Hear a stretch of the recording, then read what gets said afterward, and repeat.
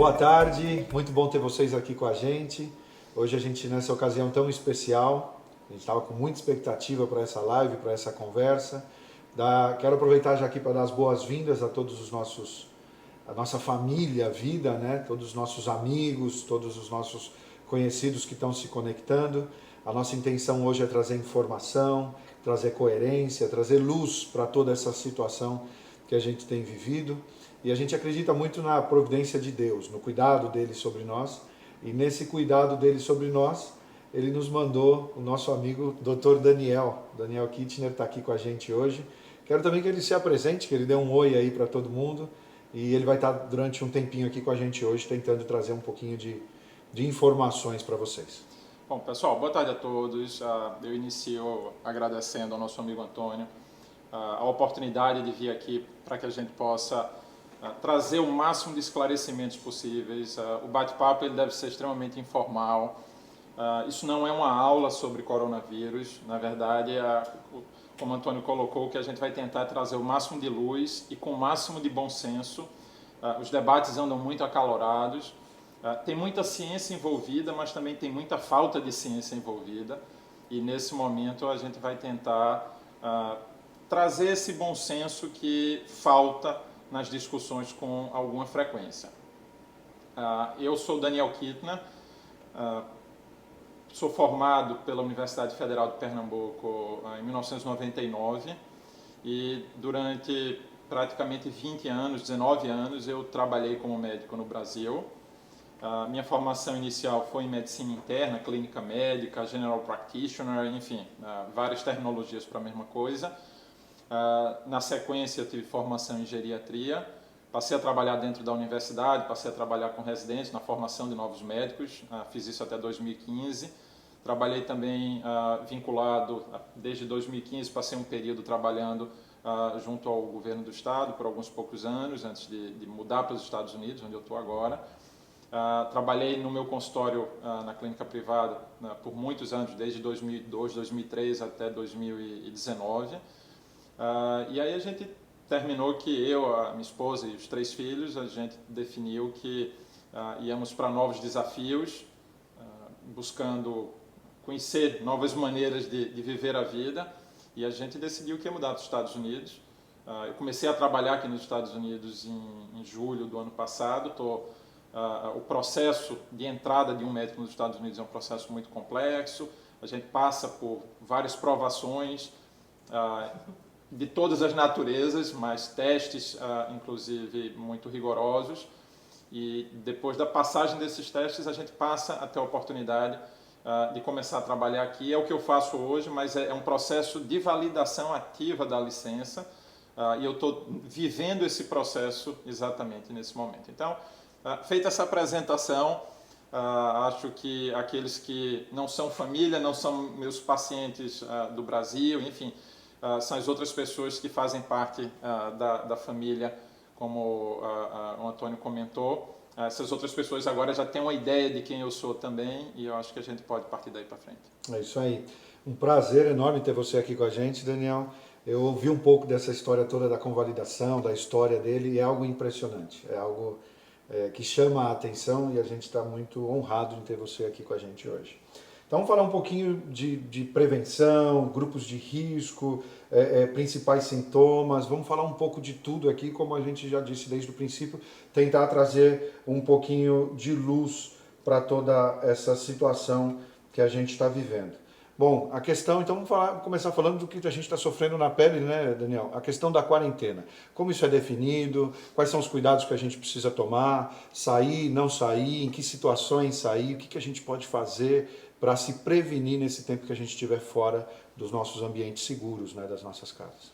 Bom, eu vou começar já fazendo, exatamente por conta dessa pergunta, a gente já começa fazendo um disclaimer. Alguém pode estar se perguntando, olha, será que vocês não estão próximos demais um do outro aqui? Eu não estou vendo vocês com máscara. A gente está tentando manter o limite do que a gente pode de distância social para que essa conversa seja o mais segura possível. Então, isso faz parte do processo daquilo que se espera durante a quarentena. Antônio e sua família, eles estão quarentenados entre si. Então, eles não guardam distância social dentro de casa, assim como eu faço com a minha família. A gente não guarda distância social dentro de casa. Quando a gente está em contato com outras pessoas que não estão quarentenadas com a gente procura manter. E a definição, de maneira geral, são 6 pés, o que dá em torno de 1,80 m. A gente não mensurou precisamente se a gente está com 1,80 m de distância, mas a gente deve estar muito próximo disso, né, e tendo as cautelas necessárias. Mas na medida em que começou-se a quarentena, começou-se uma discussão muito grande sobre se isso está certo ou se isso está errado. Eu acho que esse é um grande ponto que está trazendo muita discussão. A gente provavelmente tem pessoas que estão nos ouvindo que são do ramo empresarial, que estão extremamente angustiados porque parte deles não concorda com esse distanciamento todo, com esse isolamento. Por outro lado, a gente tem as outras pessoas que têm um risco muito maior das complicações da doença, e esses estão muito mais angustiados e concordam e querem ficar mais tempo. Então, a grande lógica na quarentena atualmente é basicamente dar tempo para que os serviços de saúde acomodem todas as pessoas que vão adoecendo e precisando entrar nos hospitais. Alguém que alegue que era melhor deixar todo mundo se contaminar, porque inevitavelmente em algum momento isso vai acontecer, não está levando em consideração o fato de que se uma população muito grande, né, e todas as populações hoje são relativamente grandes quando a gente fala de Brasil, quando a gente fala de Estados Unidos, né, então imagine a população daqui de Orlando, a população de São Paulo, do Rio, imagine que 60%, 70% da população em algum momento vai se contaminar até que tudo arrefeça.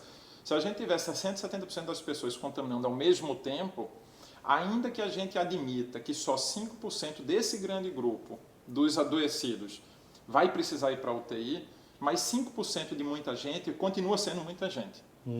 E não dá para todo esse grupo entrar ao mesmo tempo nos serviços hospitalares. Colapsa em qualquer lugar do mundo, nos Estados Unidos e no Brasil. Por conta disso, na medida em que as pessoas ficam mais afastadas umas das outras e ficam afastadas das aglomerações, elas não vão conseguir, em definitivo, se livrar de ter o vírus. Mas outras pessoas vão tendo antes das pessoas quarentenadas e essas outras pessoas vão ocupando os leitos e, dentro do possível, vão se curando, vão saindo dos hospitais e vão abrindo vaga para novas pessoas que vão surgindo.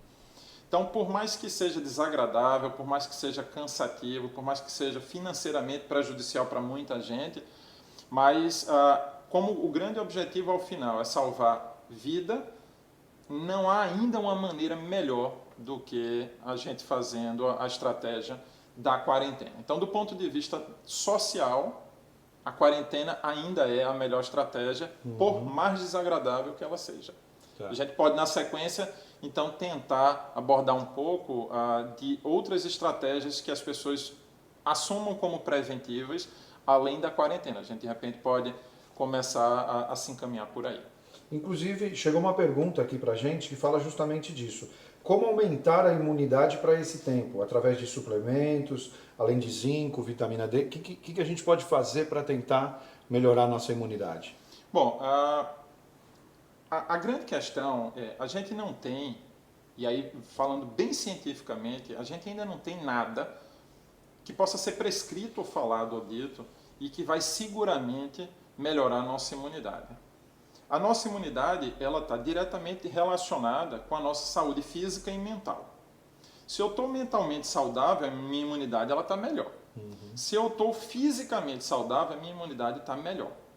Então, se eu estou fazendo atividade física regular, se eu estou tendo uma alimentação saudável, se eu tenho alguma doença crônica, mas essa doença crônica está bem controlada porque eu faço as medidas necessárias e tomo os remédios necessários, o meu sistema imunológico, dentro do que eu posso fazer, ele está balanceado. Ele está mais preparado para enfrentar a eventualidade da chegada do vírus.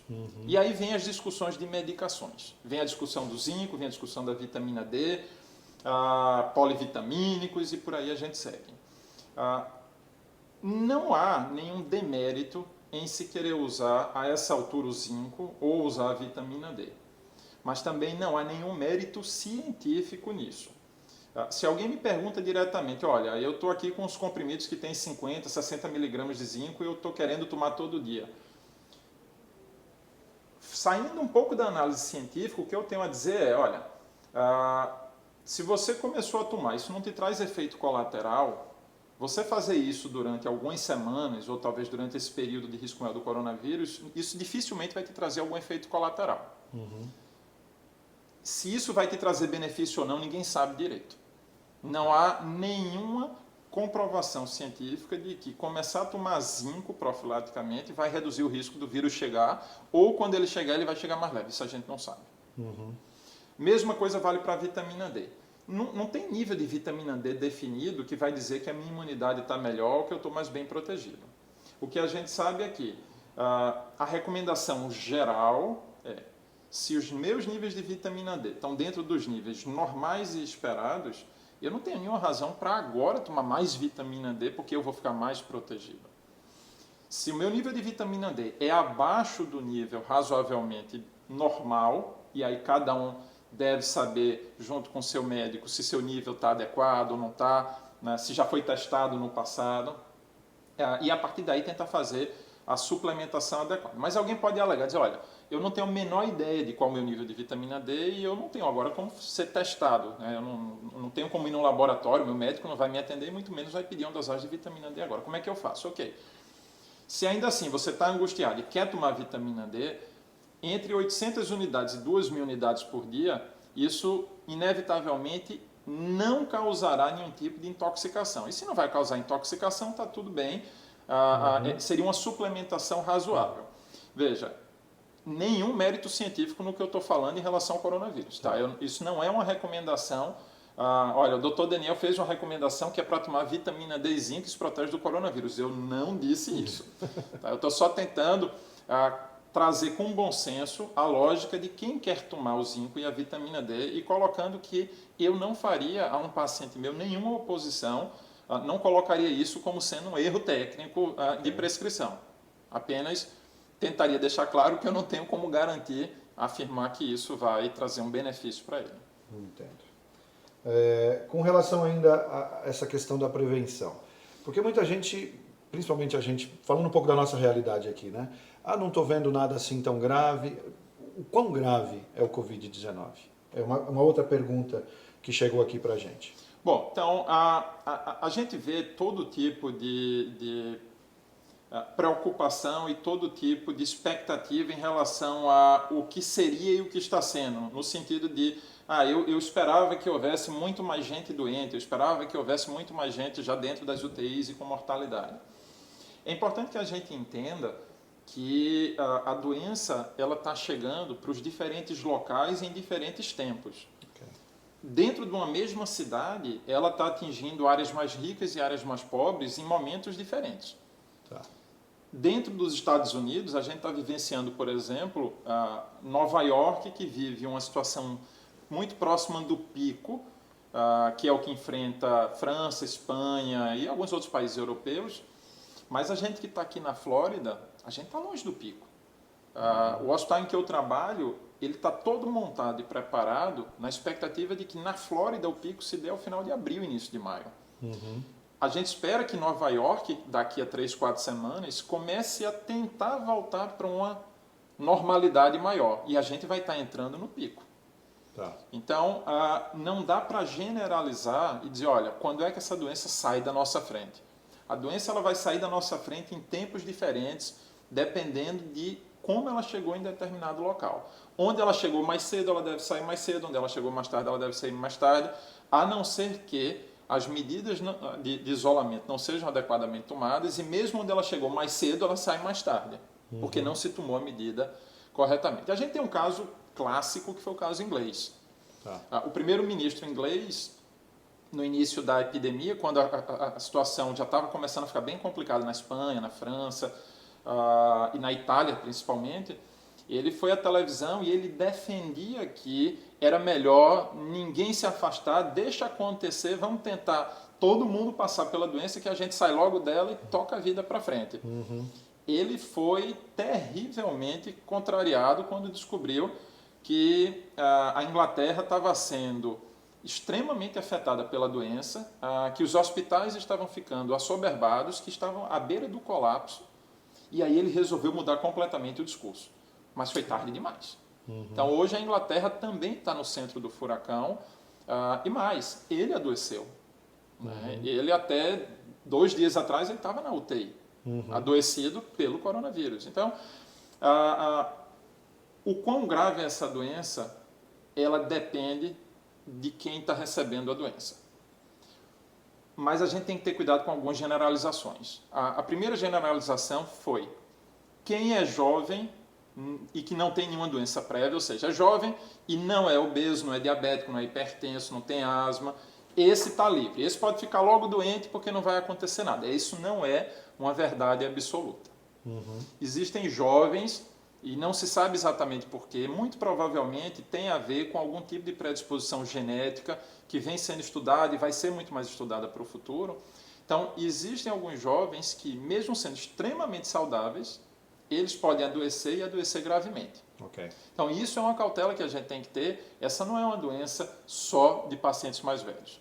Agora, o paciente que tem asma, obesidade, hipertensão mal controlada, diabetes e várias outras doenças crônicas e que não estão bem controladas, principalmente, essas pessoas são mais velhas e, estatisticamente, essas pessoas já sofreriam com qualquer outra virose. O coronavírus é uma virose. O vírus da gripe, essas pessoas já sofreriam mais com o vírus da gripe normalmente.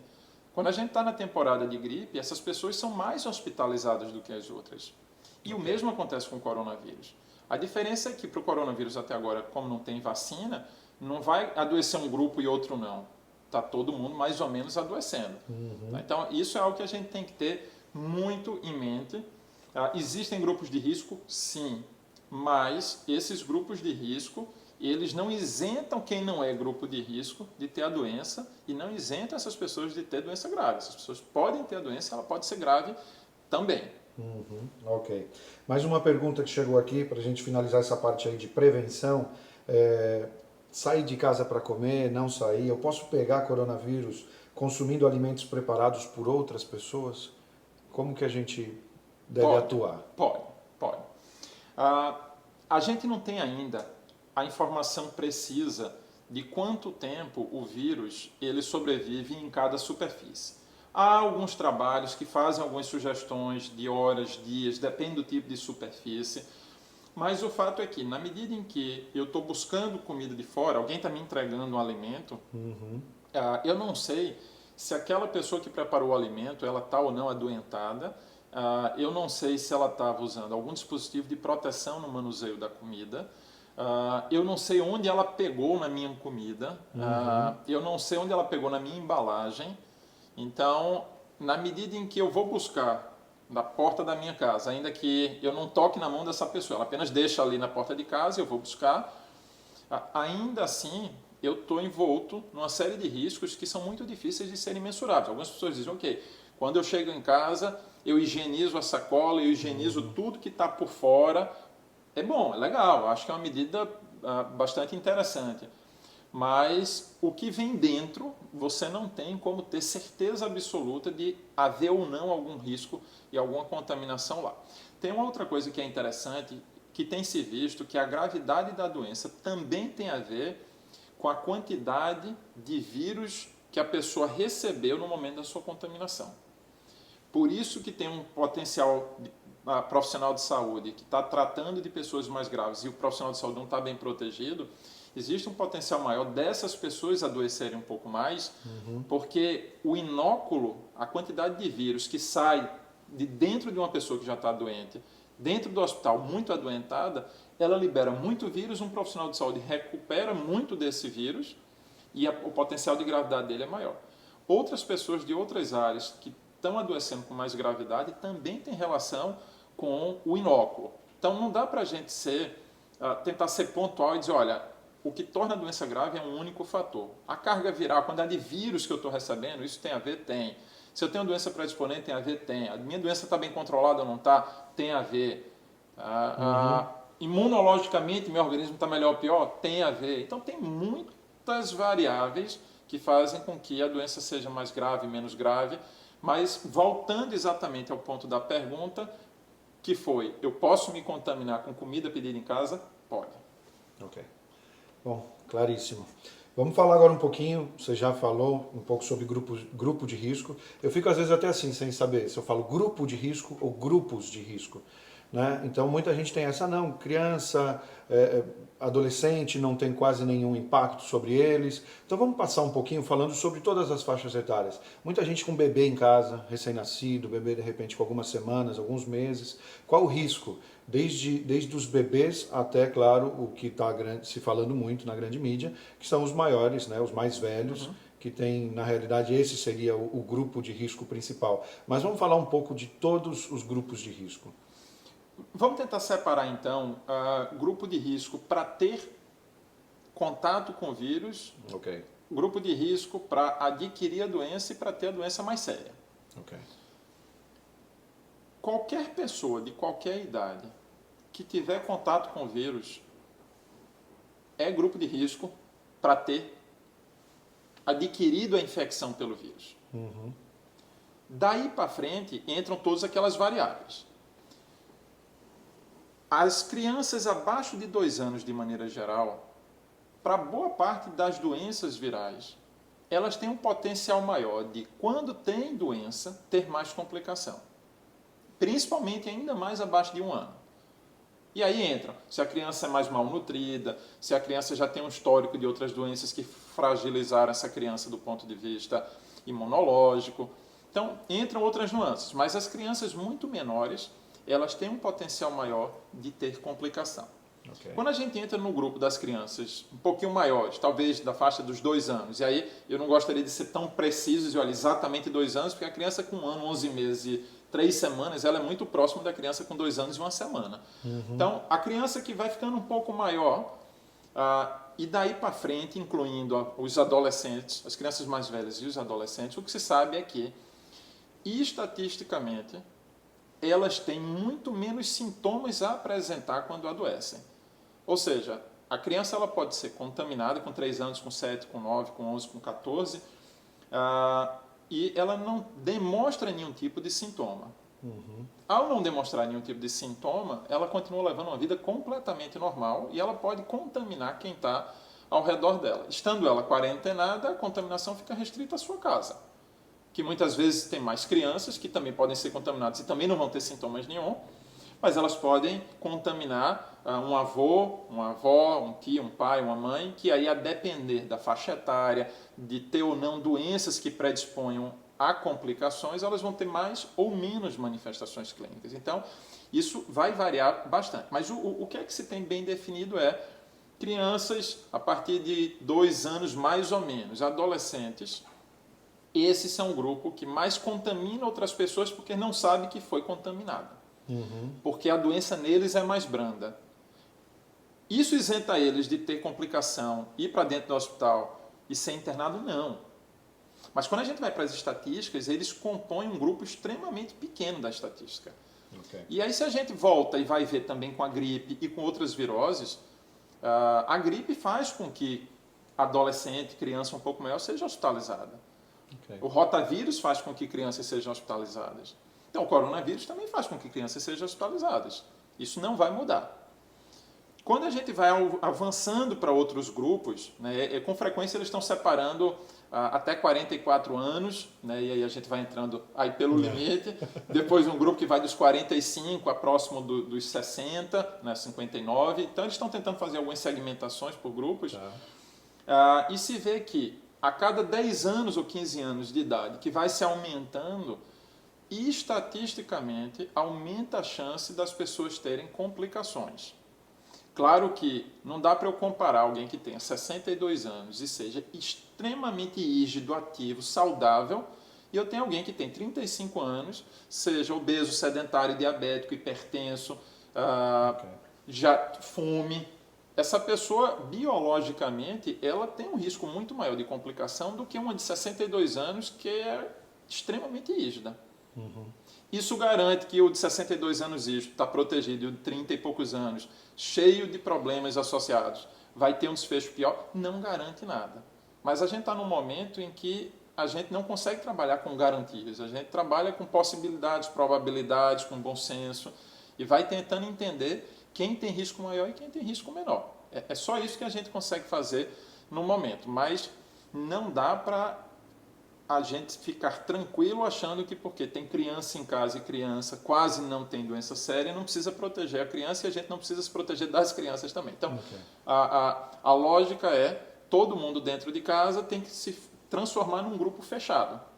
Esse grupo vai trocar, se tiver doença, vírus entre si. Mas pelo menos que esse grupo não saia à rua e espalhe para outras famílias. Então, cada um que adoeça dentro do seu núcleo. Essa é uma maneira de você fazer a contenção. Ok. Falando um pouquinho sobre principais sintomas, nós também recebemos algumas perguntas. A gente está ouvindo muito sobre essa questão dos sintomas. Então, o que realmente o vírus ataca e o que ele causa no organismo? Como que a gente consegue identificar? Porque é aquela história, excesso de informação hoje, né? Já chegam mensagens para a gente falando para a gente segurar a respiração por 10 segundos. Tudo isso está chegando, né? E cada um que você encontra vai te passando isso, vai passando isso para frente, né? Então, o que realmente, quais são os principais sintomas? Então, primeiro existe um grupo, e aí é o grupo mais jovem quase sempre, que é o grupo que não tem sintomas.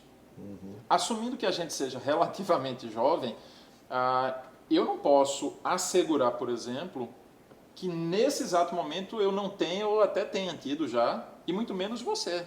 Okay. A gente até já pode ter tido, e a gente só descobriria com um exame no sangue, que a gente pode falar um pouco mais na frente sobre isso, e que diria retrospectivamente que a gente teve doente. A gente já não está, mas a gente teve e praticamente a gente não percebeu porque os sintomas foram extremamente frustros, a gente no máximo sentiu uma leve moleza, ficou um pouco indisposto naquele dia, foi dormir, no outro dia acordou bem, foi coronavírus. Pode ser?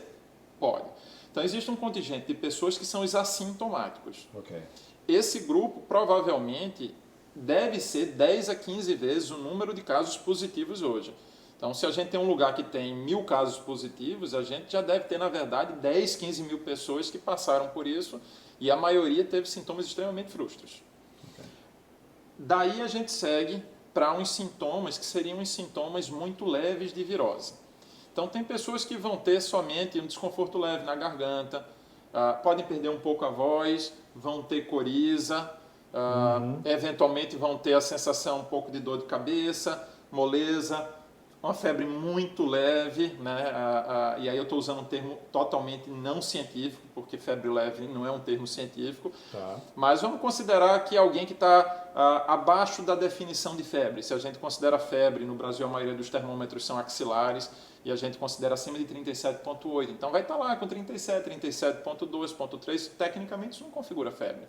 Mas a pessoa teve um sintomazinho que fugiu da sua normalidade, né, para as pessoas que vão se sentir um pouquinho mais mole, menos ativas naquele dia. Isso pode ser coronavírus também. Tá. Quando é que a gente começa a ficar um pouco mais preocupado? São justamente aquelas pessoas que estão com a sensação de que estão doentes. Uma pessoa que está doente, um adulto, um adolescente, né, mas principalmente um adulto, se a gente pergunta, olha, você está se sentindo como? E o adulto diz, eu estou me sentindo doente, ele está doente. Ele saiu do seu estado de normalidade. Febre.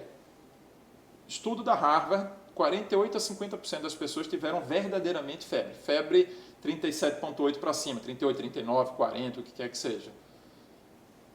Mas isso é só metade do grupo, outro grupo não teve febre. Então, febre muito alta é uma manifestação que pode estar presente, e aí entra a tosse. E quando começa a tosse, a gente fica um pouco mais alerta, porque quando o quadro só está na via aérea superior, que são os primeiros sintomas que eu falei, de maneira geral, a gente está lidando com uma evolução muito mais branda. Quando a gente começa a ter febre alta e a gente começa a ter tosse, e uma tosse mais significativa, de maneira geral, veja, eu estou o tempo todo relativizando para não generalizar, mas de maneira geral, significa que a via aérea mais inferior, ou seja, os pulmões, os brônquios, começaram a ser afetados. Estão mais irritados, tem mais área dentro do pulmão sofrendo inflamação, e a tosse começou a ficar mais intensa. Então, essas pessoas são as pessoas que devem ficar extremamente atentas por conta do seu potencial maior de complicação. Então, é a febre, principalmente febre mais alta, a sensação de que está doente, uma astenia, uma fraqueza muito grande, Dor no corpo pode haver ou pode não haver, mas aí começa essa tosse mais desconfortável, que não precisa ter secreção, com muita frequência é uma tosse mais seca. E aí vem um ponto que eu acho crucial, é um ponto nevrálgico, que é essa definição da falta de ar. As primeiras recomendações são: procura o hospital, até para não sobrecarregar o hospital, quando você está com falta de ar. Primeiro, a sensação de falta de ar é extremamente subjetiva. O que pode ser falta de ar para mim pode não ser falta de ar para você. A gente tem percepções diferentes do que é falta de ar. Segundo, vamos tomar como modelo um grupo das pessoas mais jovens sem doenças. A reserva pulmonar de uma pessoa jovem sem doença, ela é muito grande. Para que essa pessoa tenha uma sensação real de falta de ar, os pulmões precisam estar severamente comprometidos.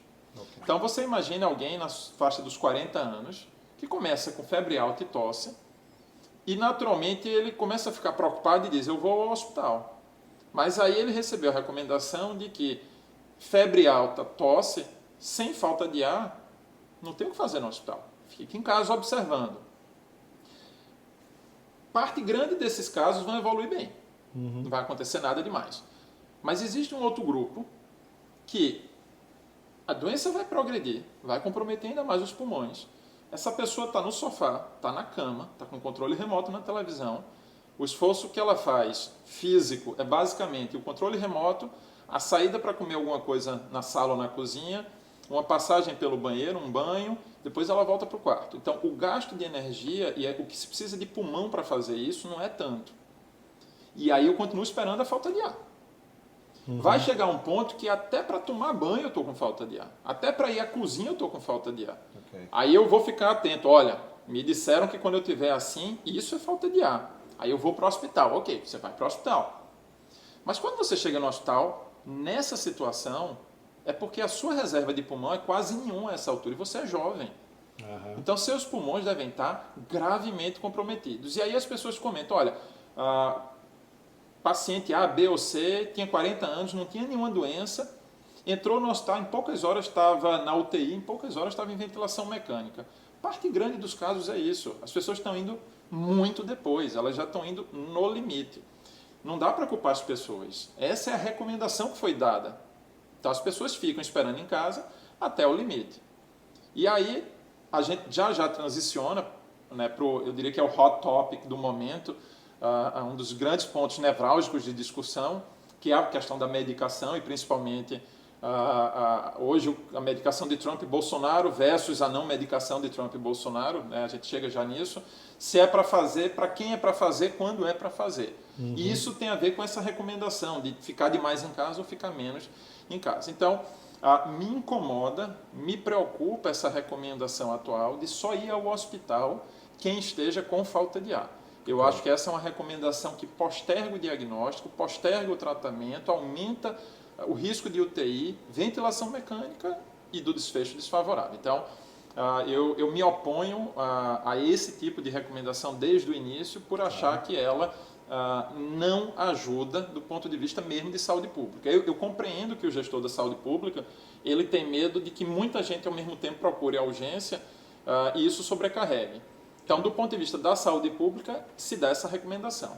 Mas se eu estou pensando do ponto de vista da saúde individual, em cada uma das pessoas que está ouvindo a gente hoje, e se eu tiver que dar uma recomendação para cada um deles individualmente, em privado, a minha recomendação nunca vai ser essa de procurar o hospital quando tiver com falta de ar. Não tem nenhuma possibilidade. Ok. Daniel, a gente sempre, desde o começo a gente falou de a gente buscar uma experiência muito interativa, então entrando muitas questões com relação às gestantes. Vamos falar um pouco sobre isso? Então, os dados em relação às gestantes, eles começam a se apresentar. A gente ainda está fazendo muita coisa empiricamente. A gente vai fazendo as coisas com o que a gente acha que é o melhor. Se sabe que gestantes que têm gripe, influenza, elas têm uma perspectiva pior do que quem não é gestante e tem influenza. Então, o desfecho para elas é pior. Elas têm uma doença mais grave, com maior chance de complicações. Não há certeza ainda se com coronavírus isso acontece, porque os dados ainda são escassos. Okay. Então, eu não vou poder lhe dizer seguramente se hoje uma gestante que tem um coronavírus, ela tem um potencial de desfecho mais desfavorável ou não. O que eu posso dizer é que o que a gente sabe da gripe é que o desfecho é pior, e que, portanto, a recomendação é que a gestante esteja, se é que a gente pode definir graus de quarentena, eu estou mais quarentenado ou menos, porque na verdade todo mundo ou tal não está, mas a gestante deve estar em isolamento total, pleno e absoluto.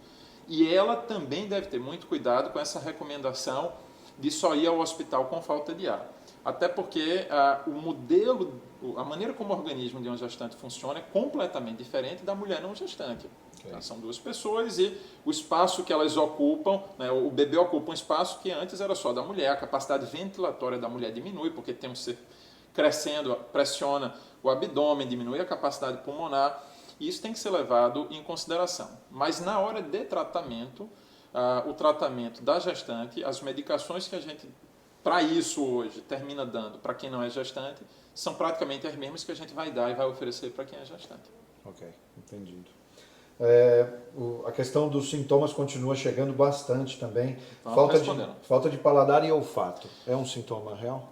Bom, essa talvez seja a primeira, uma das primeiras doenças na história em que ela tem sido uma doença interativa.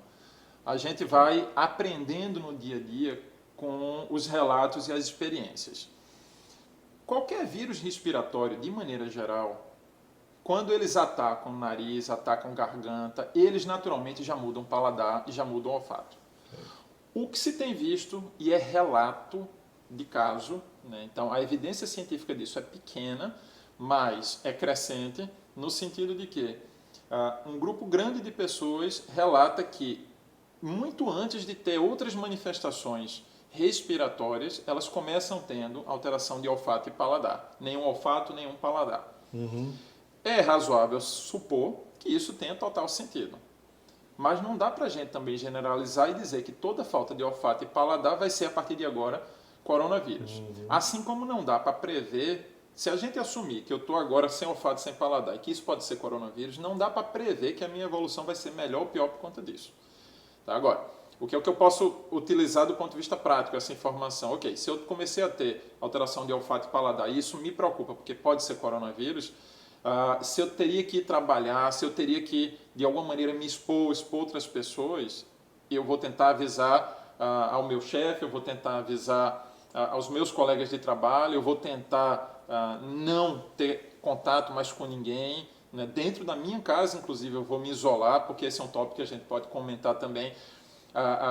Não necessariamente todo mundo dentro da casa vai pegar ou vai pegar ao mesmo tempo. Se de repente hoje eu começo a ter sintomas, é razoável que dentro da minha própria casa, se houver essa possibilidade, cada um sabe da sua estrutura social, mas se houver essa possibilidade, eu devo me isolar dos outros que convivem comigo. Porque existe uma chance, ainda que remota, que eles ainda não estejam contaminados.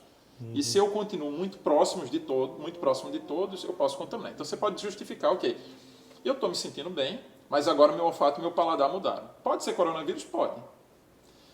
Devo me afastar dos outros dentro da minha casa? É razoável que sim, desde que minha estrutura social permita. Uhum.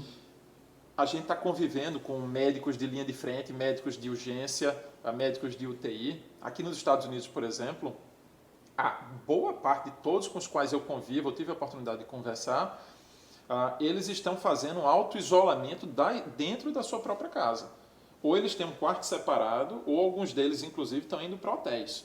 A gente recebeu essa semana lá do hospital um informe de que eles estavam subsidiando quartos de hotéis para aqueles profissionais de saúde da linha de frente que estão inseguros e que têm receio de contaminar suas famílias e que precisam continuar trabalhando e que gostariam de estar isolados. Estão subsidiando quartos de hotéis. Essa é uma estratégia que pode ser feita. Alguns outros dentro das suas próprias casas, e aqui a parte de quem está nos ouvindo mora no Brasil a estrutura é muito mais predial, né? Quase todo mundo mora em edifícios, mora-se menos em casas, aqui a gente quase todos moramos em casas. Então aqui dentro das casas, a maior parte dos médicos que estão na linha de frente, eles procuram se isolar dentro de casa. Então, voltando para a pergunta, olfato e paladar pode estar relacionados? Pode. Utilidade disso, apenas saber que eu estou potencialmente contaminado ou infectado ou começando a doença e eu vou aumentar o nível de cautela. Se não fosse já máximo, ele vai ter que ir para máximo agora. Ok. Aproveitando que estão chegando muitas questões aqui também com relação ao uso de máscaras, de luvas e tal, vamos falar um pouquinho sobre esses mecanismos de transmissão. Ok. Né? Bom, o que é que está muito bem estabelecido? Se eu pego em alguma coisa ou em alguém que está contaminado e depois eu trago essa mão para a boca, para os olhos, para qualquer superfície mucosa, né, qualquer superfície que seja porta de entrada para o meu corpo, eu potencialmente estou me contaminando. Isso é claro, está bem estabelecido. Okay. A via respiratória, aí tem duas maneiras de interpretar. A gente tem a gotícula e o aerossol. E aí é onde entra a maior fonte de confusão. Quando eu ponho a máscara simples, a máscara cirúrgica, ou eu estou com a máscara de pano de casa, a máscara cirúrgica ela tem mais filtro para a gotícula. A máscara de pano de casa ela tem menos. Mas, ok, é muito melhor do que não estar utilizando nada. Okay. Mas o que é que eu estou conseguindo proteger e o que é que eu chamo de gotícula? Na hora que eu estou falando aqui, a gente não está vendo, mas eu estou expelindo algumas gotículas que podem sair da minha boca e voar até 1,80 m. Por isso a distância social de 6 pés ou 1,80 m. Okay. Porque na hora que eu estou falando, e eu estou sem máscara nesse momento, até 1,80 m para frente, eu não estou nem espirrando nem estou tossindo, então eu estou só conversando. Até 1,80 m para frente, essas gotículas elas podem voar e descer. Elas não vão virar aerossol. Uhum. Quem está passando no corredor, quem está passando numa área lá fora, não tem risco de se contaminar com a minha gotícula. E a minha máscara cirúrgica simples, não tem nada de N95. A máscara cirúrgica simples, ela consegue reter e conter muito daquilo também.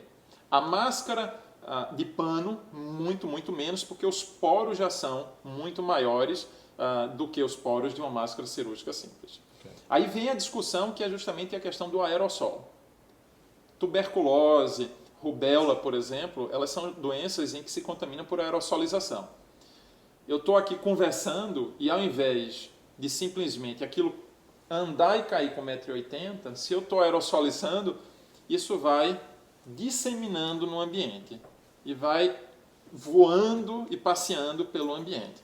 Uhum. Se eu, além de falar, eu agora estou tossindo, estou espirrando e estou mandando uma carga viral extraordinariamente grande e o aerossol é um problema, isso vai contaminar uma área extensa dentro desse ambiente onde a gente está agora.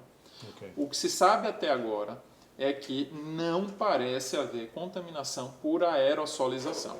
Daí a recomendação da distância social de 1,80 m, mas de não haver um receio maior nos ambientes por onde aquela pessoa passou, desde que eu não esteja em contato direto. Mesmo um ambiente fechado, se eu não estou em contato direto com ninguém, ainda que eu esteja doente, eu só contamino aquele raio de 1,80 m. Quando eu espirro ou eu tusso, esse raio de 1,80 m ele se prejudica. Isso vai muito mais para frente.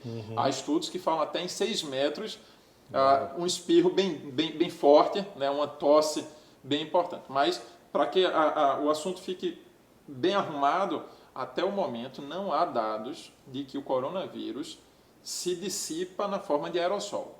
Há algumas publicações que falam sobre isso, mas elas são uma minoria, a maioria não encontra respaldo. Para a maioria, é a gotícula de 1,80 m e o contato. Daí a história de lavar as mãos o tempo todo, para evitar que essas mãos potencialmente contaminadas entrem em contato com alguma superfície do nosso corpo, olho, ou boca, ou nariz, e o uso da máscara quando eu for ter contato com outras pessoas. Eu vi, por exemplo, né, vindo te encontrar hoje, eu vi pessoas dentro do carro sozinhas e com máscara. Eu não consigo ainda conceber um sentido nisso. O ambiente externo não tem nenhum dado de que ele está contaminado e que aquelas pessoas podem estar, de alguma maneira, se contaminando com o ar do meio ambiente externo.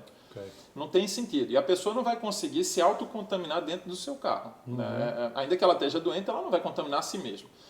A única observação, a única lógica seria se ela está com uma outra pessoa ao seu lado e, de alguma maneira, ela quer se proteger, quer proteger aquela pessoa, ela fica com a máscara. Mas uma pessoa sozinha andando dentro do seu carro ou fazendo uma caminhada na rua, ou saindo para um passeio de bicicleta sozinha, isolada, eu não vejo nesse momento, a gente não tem nenhum dado que sugira a necessidade do uso de máscara.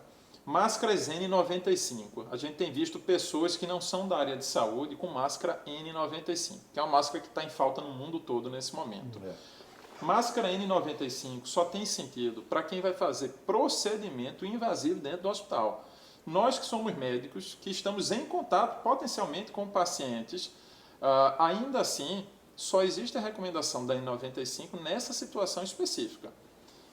Se a gente estivesse fora de coronavírus, ficaria mais tranquilo a gente estar usando essas máscaras com a frequência maior. Mas a gente tem um shortage, a gente tem um déficit de máscara muito grande. E tem profissional de saúde que está morrendo porque ele vai fazer uma intubação para fazer uma ventilação mecânica, ou porque ele vai para uma sala que vai ter contato com alguém que está tossindo muito e que potencialmente tem a doença e ele não está tendo acesso à N95 porque simplesmente está faltando no hospital dele. Né? Isso tem acontecido, inclusive, muito mais em Nova York, que já está numa fase mais à frente. Então, com raríssimas exceções para as pessoas que estão nos ouvindo, praticamente ninguém precisa ter máscara N95.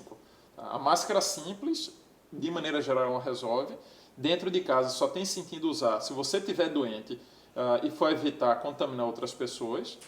Do contrário, também não tem sentido estar interagindo dentro de casa com máscara cirúrgica. E nós, profissionais de saúde, atualmente, dentro dos hospitais, a gente caminha por todos os setores, mesmo os setores supostamente limpos do Covid, a gente caminha de máscara. Okay. Essas pessoas devem estar mascaradas. Vamos ao supermercado, devo usar máscara? Ok, se você vai para um supermercado que não está tendo nenhum cuidado especial de proteção, é razoável que você use a máscara, porque em algum momento você pode estar mais próximo de pessoas que subitamente estejam sem máscara e tussam, espirrem e lhe contaminem. É razoável, voltando à história do bom senso, que nesse momento você use a máscara porque você tem um determinado receio. Tem alguns supermercados muito grandes que deixam entrar um número limitado de pessoas e as pessoas ficam tão afastadas umas das outras, não vai ter risco. Né? Alguém teria que tossir direcionado para você, espirrar em você, mas uma pessoa que está numa outra ala, uma pessoa que está distante de você, o potencial de contaminação é muito pequeno. Nos supermercados eu me preocupo muito mais com a contaminação manual. É o fato de que cada elemento daquele, cada maçã, laranja, né, mamão, o que quer que seja ali que a gente vai pegando, cada um daqueles que a gente põe dentro do nosso carrinho, aquilo pode estar potencialmente contaminado. A gente não sabe quem pegou naquilo e com que cuidado pegou antes. A gente também não sabe se alguém pegou, se espirrou, se falou em cima do elemento lá do alimento.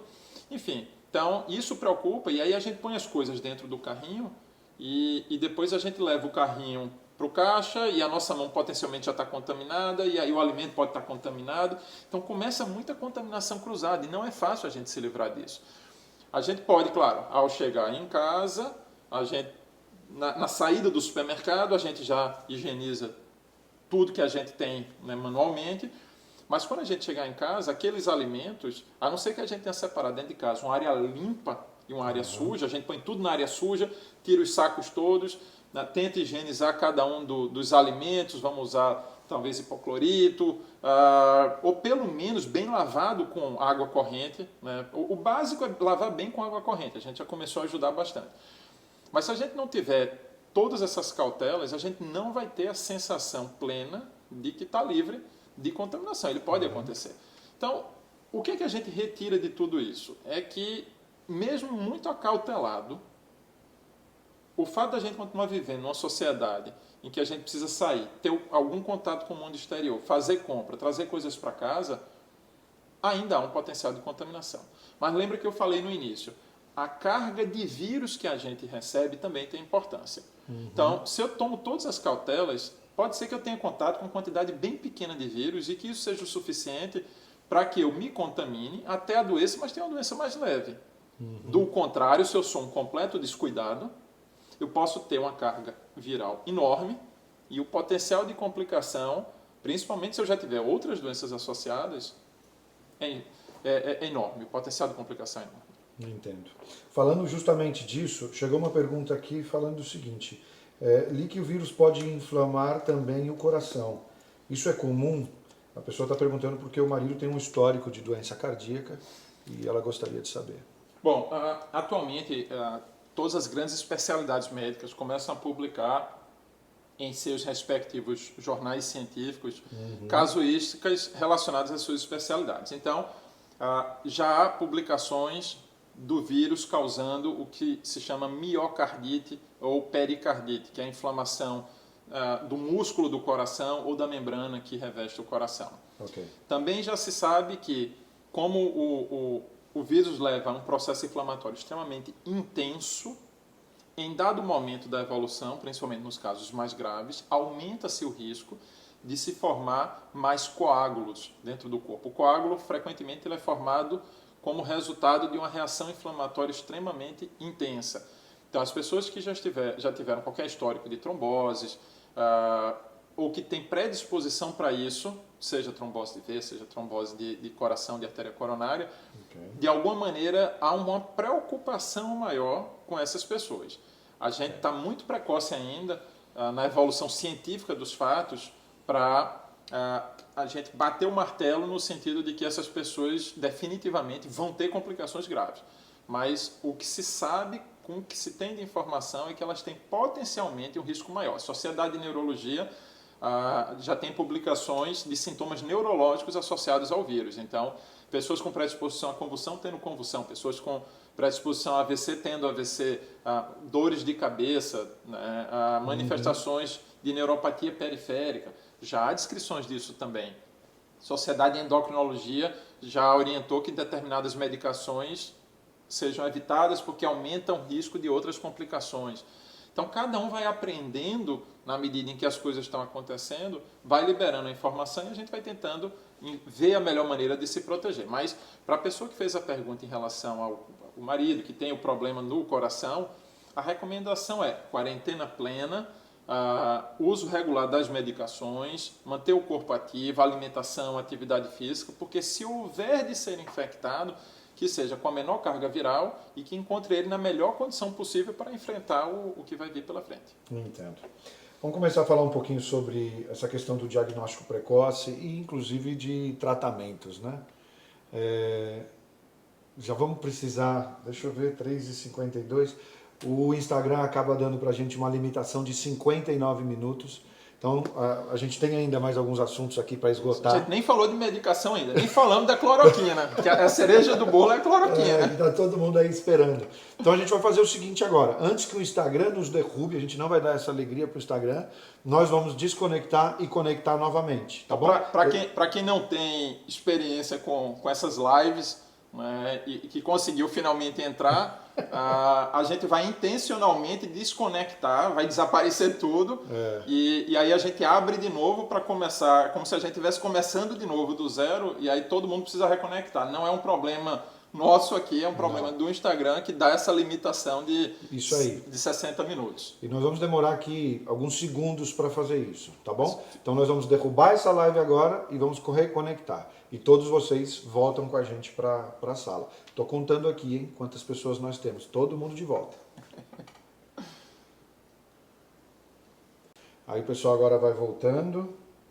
A gente vai falar um pouquinho de diagnóstico precoce, a gente vai falar do assunto esperado da tarde, né, de tratamento.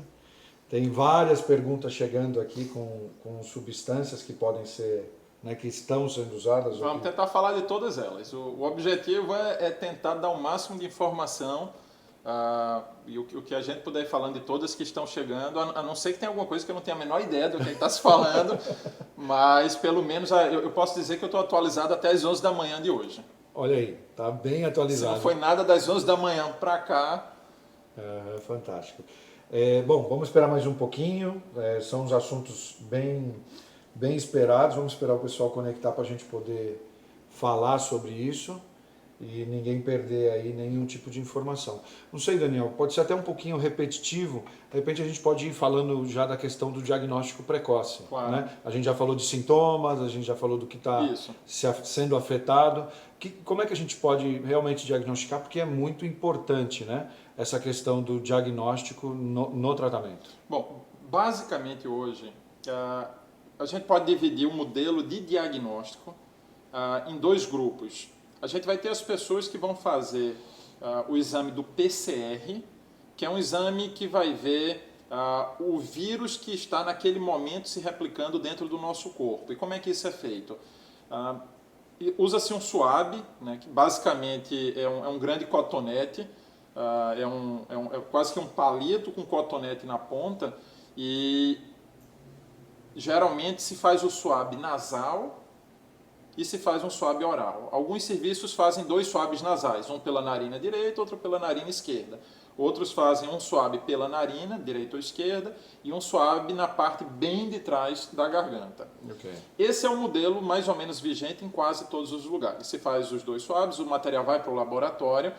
O tempo de resposta varia muito. A gente tem dentro do hospital, profissionais de saúde recebem resposta entre 45 minutos e 2 horas. Mas esse teste, que é mais rápido, ele tem uma certa limitação de quantitativo de testes disponíveis. Tem outros testes que vão levar 24 a 48 horas. A gente tem testes que podem levar de 5 a 7 dias. E todos falando só do PCR. Tá? Não estou falando de nenhum outro teste. Então, esse é o teste básico quando a gente vê vídeo na internet ou vê foto de pessoas sendo testadas com aquele cotonete grande, aquilo é o swab. Geralmente a carga viral vai estar aumentada a partir do 2º, 3º dia de doença. Então não adianta também, né, a pessoa acabou de começar a ter sintomas, corre e diz eu quero ser testado, o potencial de resultados negativos é muito maior. Então lá pelo 2º, 3º dia tem uma carga viral suficientemente alta para ser adquirida. Então esse é o teste que dá diagnóstico da doença ativa. Raio-X, ele não dá diagnóstico da doença. Raio-X, ele dá uma sugestão quando tem determinadas alterações e que a doença pode estar lá. Tá. Tomografia não dá diagnóstico. Tomografia já se sabe que ela tem alterações extremamente sugestivas e que quando presentes, dentro do contexto clínico apropriado, tudo leva a crer que é. Tem outras doenças que mimetizam um pouco o coronavírus? Tem.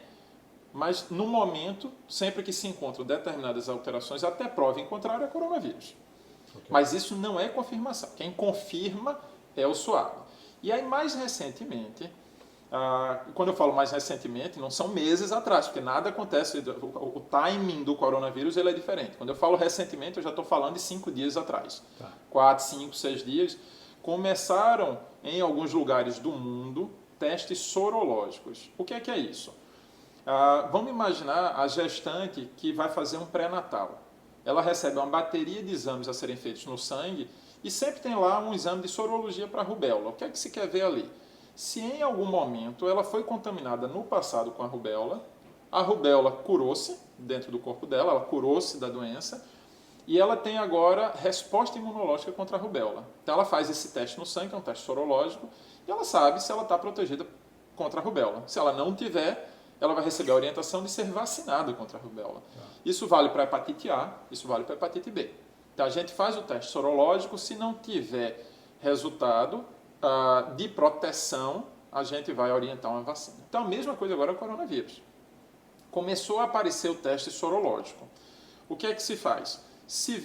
A preocupação principal é com a IgG, que é um tipo de imunoglobulina, um tipo de proteína que vai ser identificado no sangue e que, se presente, significa que eu tive contato com o vírus, e aí não interessa se eu tive um contato leve, forte, muito forte, se eu tive uma doença leve, moderada ou grave, eu tive contato com o vírus e eu desenvolvi imunidade ante o vírus.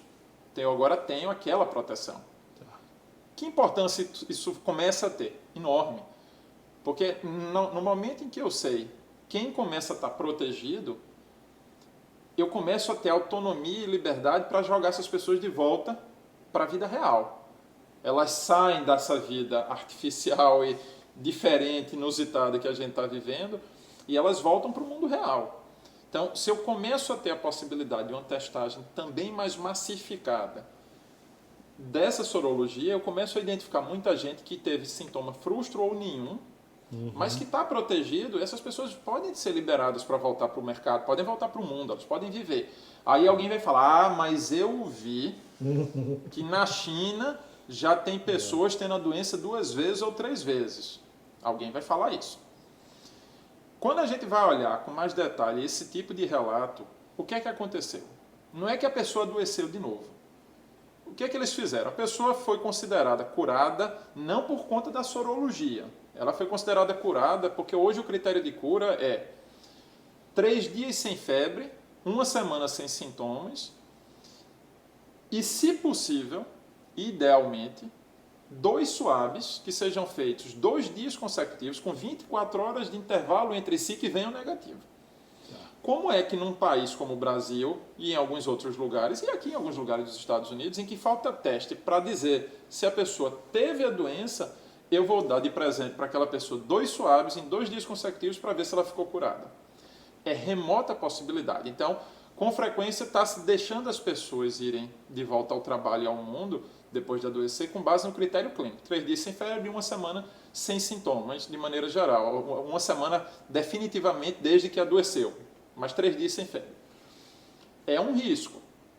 O ciclo ainda pode estar acontecendo. E aí, o que é que eles fazem? Fizeram na China. Alguns dias depois, fizeram swab de novo, e aquela pessoa que não tinha mais sintoma nenhum, estava se achando ótima, eles encontraram o vírus, mas a pessoa não tinha sintoma nenhum. E aí eles disseram que a pessoa estava com o vírus de novo.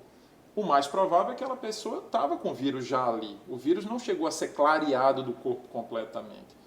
A descrição que eles deram não foi que a pessoa estava boa, pronta para voltar para a vida e ficou doente de novo. Não, não é isso. Virologicamente, ela não teria se curado completamente e eles acharam o vírus. E aí vai mais um adendo. Quando eu faço um teste e ele dá negativo, de cada 10 testes, provavelmente 3 vão ser falsamente negativos. O teste ele não é 100% sensível, não. O fato de nós 2 que estamos aqui nessa sala, podemos estar os 2 exatamente com a doença no mesmo momento e cheio de sintomas, não há nenhuma garantia que os testes de nós 2 vai dar positivo. Espera-se que dê. Mas só 60%, 70% dos casos é que vão ser positivos. Estou generalizando. Tem locais que tem testes mais sensíveis, vai dar mais do que isso. Tem testes menos sensíveis, de pior qualidade, vai ser menos que isso. Mas, no geral, para a gente dar um número, de cada 10 pessoas doentes, talvez 3, o resultado inicial dê negativo. Aí a gente insiste, faz de novo, aí termina dando positivo. Então, tudo isso tem que ser guardado em mente para que a gente não tente ser ortodoxo nas situações e trabalhe sempre com situações de tudo ou nada. A gente vai ter sempre situações de ponderação, de usar o bom senso, de entender se aquilo é o que tem mais sentido naquele momento, na hora de dar o diagnóstico, na hora de desenvolver uma estratégia de tratamento. Ok. Para deixar bem claro, se a pessoa foi contaminada, 100% de que foi curada depois disso, existe a possibilidade dela pegar de novo ou não? Com base no que a ciência nos traz hoje, é extremamente improvável. Okay. Vamos lá. Acabamos de falar de rubéola. Vamos falar de rubéola de novo. Então, eu tive rubéola, eu fiz o exame no sangue, o meu corpo tem anticorpos, então eu estou supostamente protegido contra a rubéola. Existe a chance de eu ter rubéola novamente?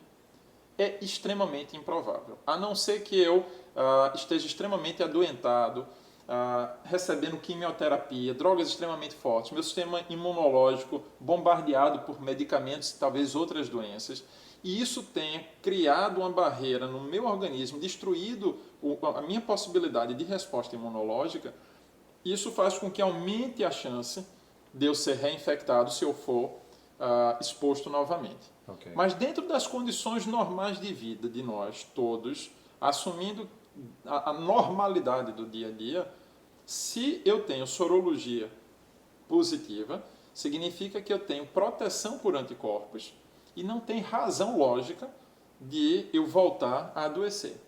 O que é que estão fazendo lá em Nova York para voltar a Nova York? Nova York é a nossa escola aqui a essa altura. Infelizmente, pela gravidade da situação, a gente está aprendendo muito com o que está acontecendo lá.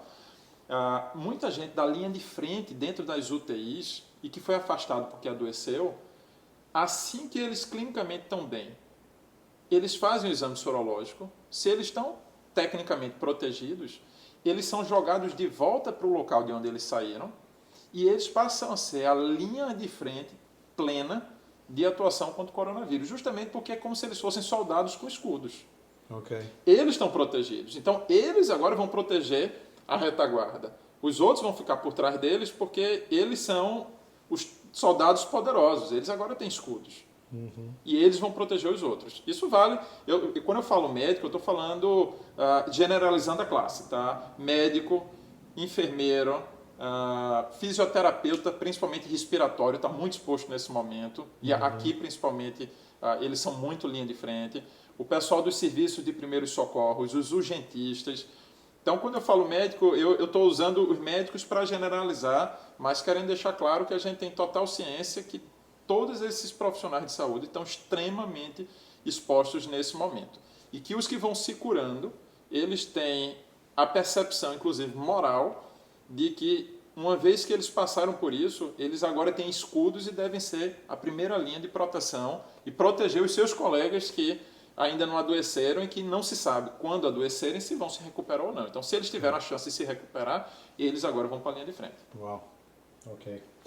Bom, então vamos entrar agora na questão do tratamento. Vamos. Basicamente, as perguntas que estão chegando aqui são citando nomes de medicamentos.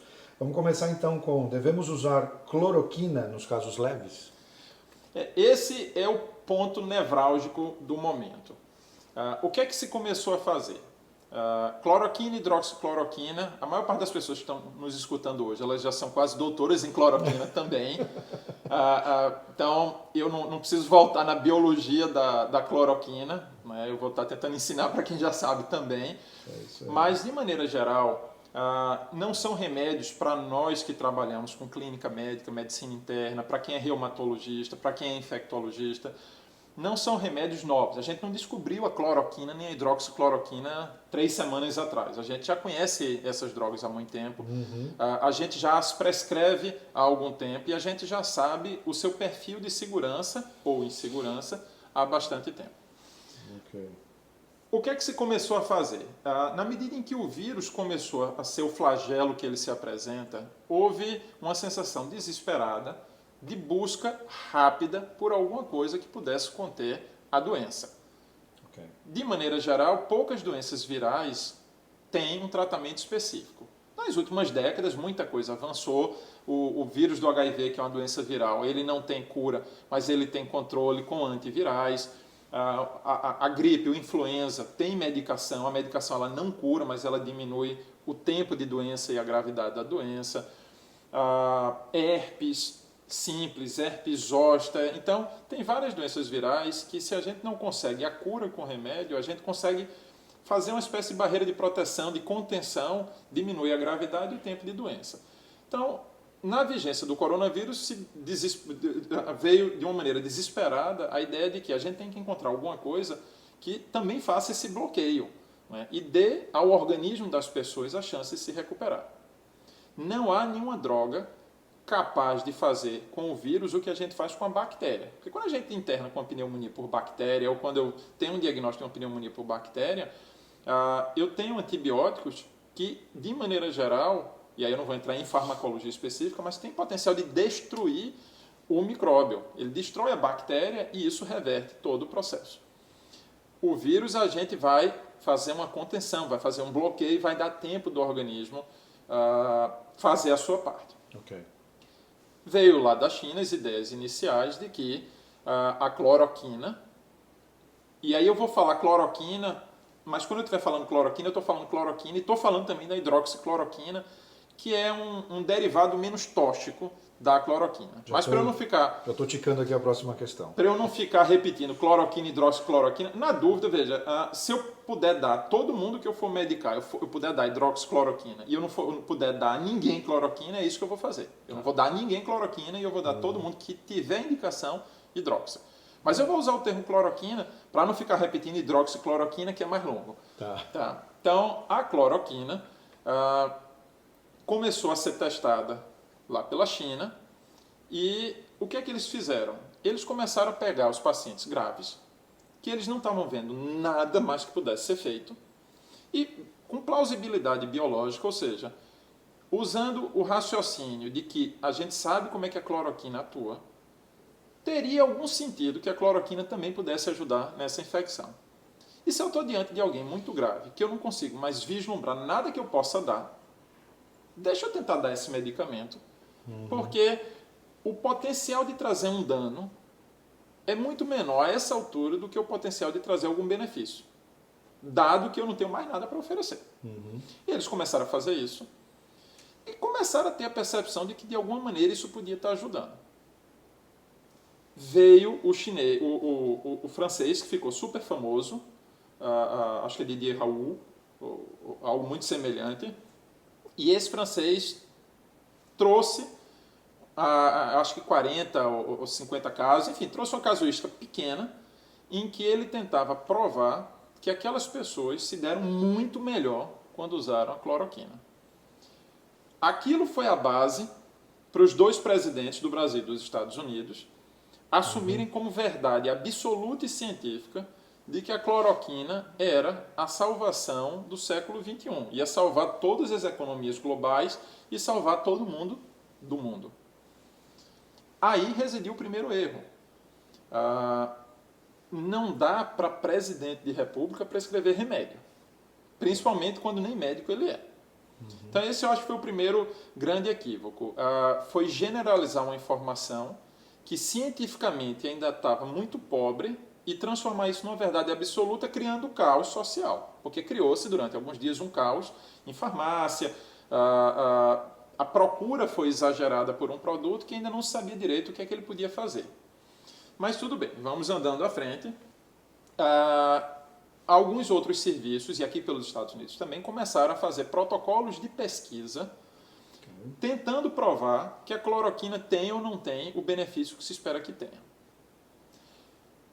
Daí surgiu uma outra ideia, que é a ideia de, no momento em que eu retardo demais o início da cloroquina, o potencial dela de trazer benefício passa a ser muito menor.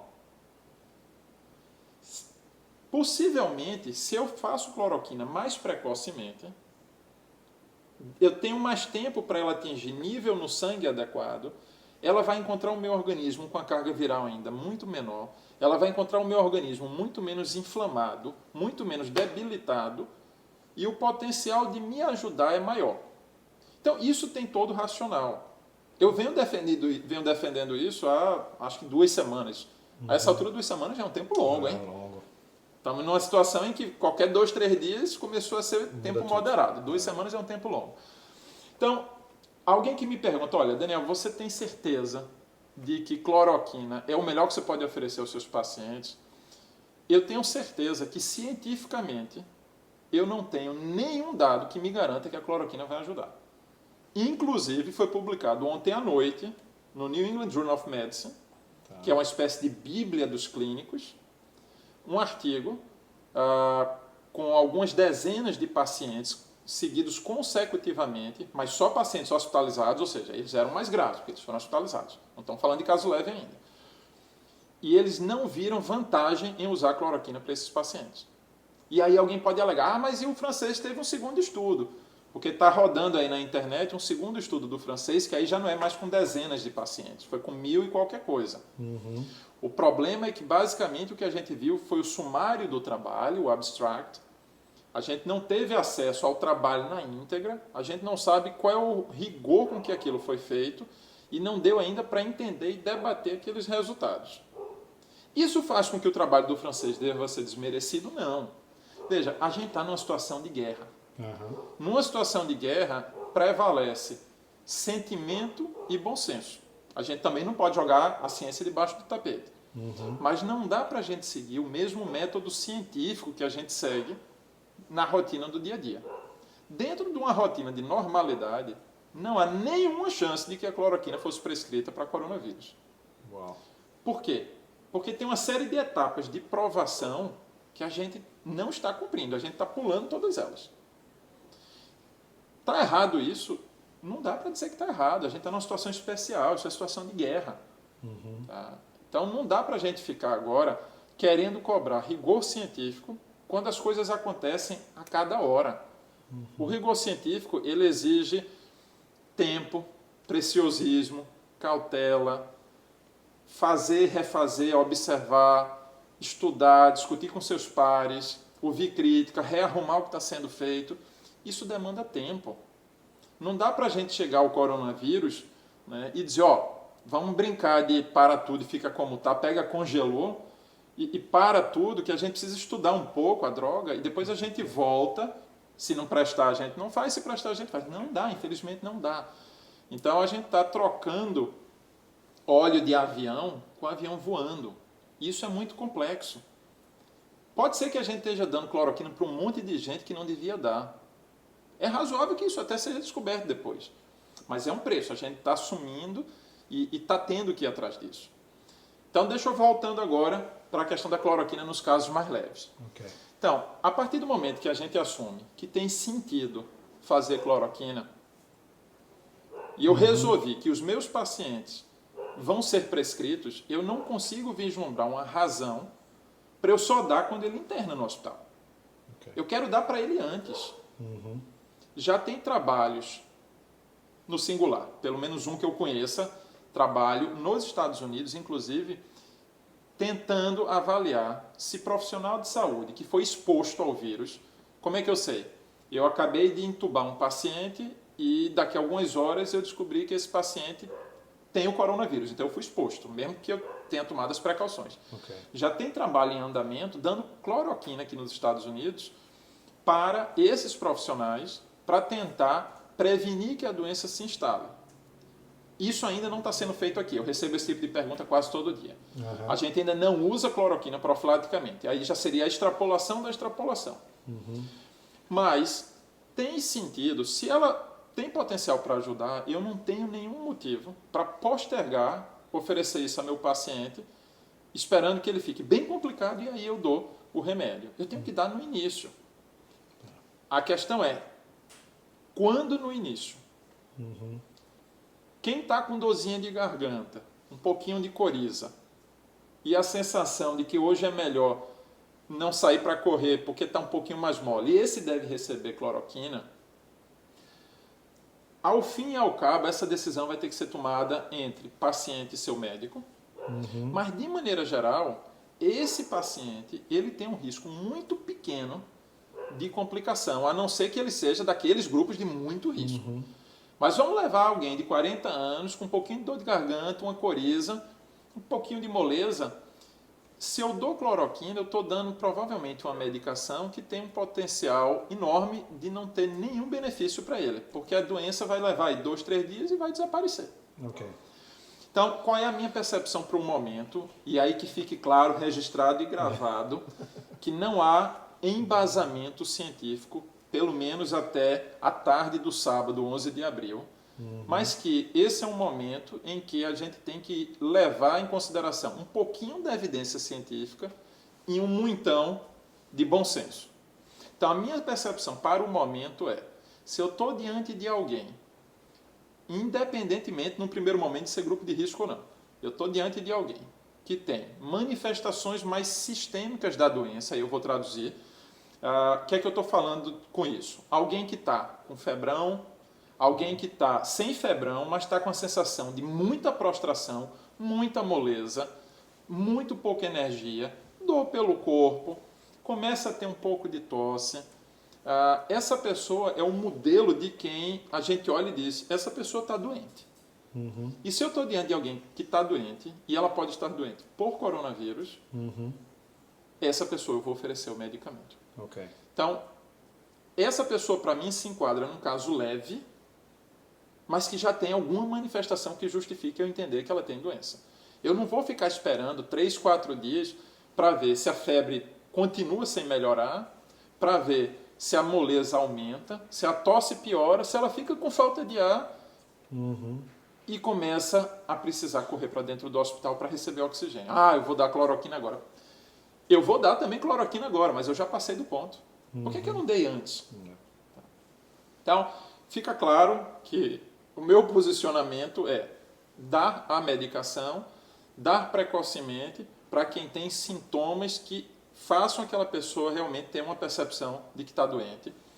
Nenhuma possibilidade, nenhum sentido das pessoas começarem a tomar por conta própria. Tá.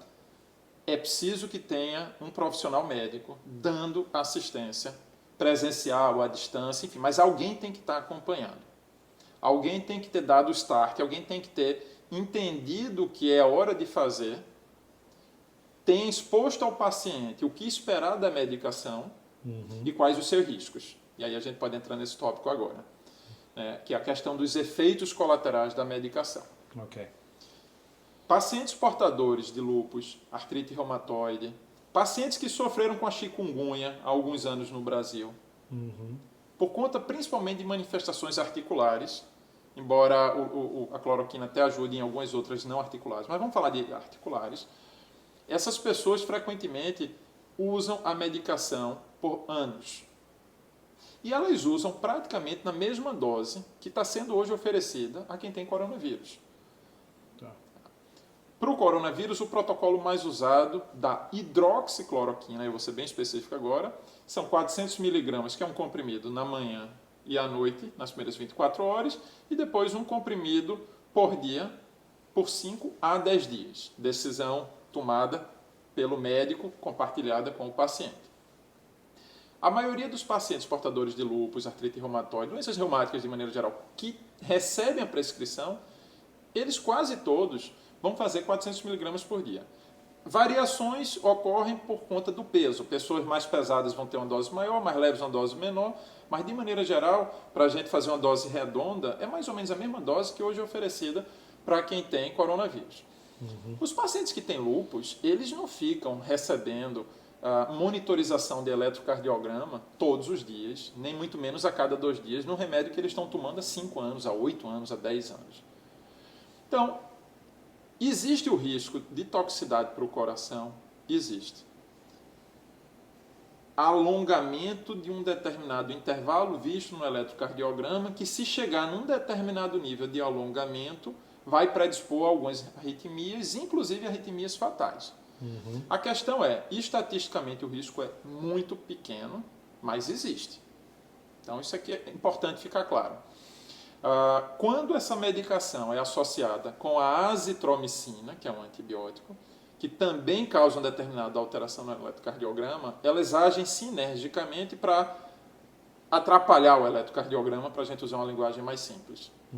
Se a gente, além disso, adiciona um antidepressivo que a pessoa já vinha tomando, de repente, uma determinada medicação antivômito, tudo isso vai se somando e essa interação pode vir a ser muito danosa. Por isso que ninguém deve começar sem orientação médica, até para que o médico possa avaliar o histórico de cada um, o grau de risco que aquela pessoa tem, o grau de necessidade da medicação, o grau de risco dos efeitos colaterais, se aquela pessoa precisa fazer um eletrocardiograma pré-medicação ou não, se aquela pessoa precisa ser monitorada e com que frequência. Então, tudo isso requer orientação médica. Não dá para as pessoas em casa, porque começaram a ter febre, ou porque começaram a ter febre e tosse, dizer, olha, vou assumir que é coronavírus, eu tenho cloroquina em casa, eu tenho azitromicina, eu ainda tenho zinco e vitamina D, vou juntar todas essas medicações, fazer o meu coquetel. Existe um potencial maior de que as coisas não saiam bem, que dêem errado. Então, a recomendação é sempre com assistência médica. A gente vai encontrar, e aí, para evitar qualquer tipo de politização, a gente, no Brasil, a coisa está muito tensa, né? Como se a gente tivesse o partido da cloroquina e o partido do não cloroquina. Eu acho que a gente precisa fugir um pouco disso. Eu respeito profundamente todos os meus colegas que discordam de oferecer cloroquina para o paciente nesse momento e que não estão oferecendo. Eu acho que eles estão baseados na melhor evidência científica, e a melhor evidência científica no momento não é que a cloroquina deva ser feita. Essa não é a melhor evidência científica. Mas o grupo daqueles que querem fazer a medicação é um grupo que tem total consciência de que não há melhor evidência científica, mas que dentro da evidência científica que existe, e que é fraca, ainda é o que dá para a gente oferecer para os nossos pacientes nesse momento. E que se é para oferecer, que ofereça mais precocemente, e não lá na frente, bem tardiamente, desde que resguardadas todas as cautelas, o acompanhamento, né, todas essas ressalvas elas têm que ser levadas em consideração. Cloroquina não é igual a Tilenol, ela não é igual a vitamina C. Lembrando só que o paracetamol, o Tilenol, a partir de uma certa dosagem, ele causa potencialmente graves lesões hepáticas. Então, não é uma medicação tão benigna. A vitamina C, dependendo de como for tomada, aumenta o risco, inclusive, de você ter lesão de úlcera gástrica, aumenta a chance de ter determinados cálculos renais. Então, não existe nada que seja bom o suficiente para a gente tomar de qualquer maneira, porque mal não faz, né? Eu acho que essa história de que se bem não fizer, mal não faz, pode não fazer bem e pode, inclusive, fazer mal. Então, sempre com muita cautela, bom senso e acompanhamento médico. Uau, ficou claríssimo, hein? Claríssimo. Uma outra substância que foi citada aqui, a ivermectina. Perfeito. A gente já fala da ivermectina e fala da nitazoxanida. Não sei se a nitazoxanida já chegou por aí, ainda não saiu. mas a gente pode juntar uma e a outra. Tá. Bom, a ivermectina basicamente é um antiparasitário. Tá. É um medicamento usado principalmente lá no Brasil. A gente usa muito para a maior parte dos vermes comuns do dia a dia, né? Os estrongiloides, ascaris, enfim, os vermes do dia a dia.